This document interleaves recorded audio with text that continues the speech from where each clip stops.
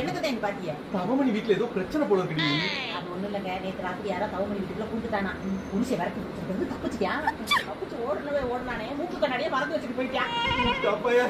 இல்ல அவன் எங்கிட்ட தட்டி முட்டி இங்க போனானோ மூக்கு கண்ணாடியா பாத்துட்டு இருப்பேன். அதுதான் காலையில இருந்து அந்த மூக்கு கண்ணாடி எடுத்து வச்சுட்டு நம்ம தெரு பசங்க எவனாவது ஒருத்தனாதான் இருக்கும். அது மட்டும் என் கையில அம்படத்தான் கழுத்தா இருக்கான விட மாட்டேன்னு சொல்லிட்டு இருக்கிறாரு. சரி நமக்கு இருக்கிறத பாத்துக்கிட்டு நீங்க வேலை கிளம்புங்க. இல்லம்மா வயிற்ற கலக்குற மாதிரி இருக்கு, பாத்ரூம் போயிட்டு வந்துடுறேன். சரி சீக்கிரம் போயிட்டு வாங்க. அந்த தவமணி யார் ஆளுன்னு சொல்லிட்டாலோ? திறக்க மாட்டேங்கிறாங்க. கள்ளி இல்லி யாரு என்னன்னு சொன்னா தானே எல்லாருக்கும் தெரியும்.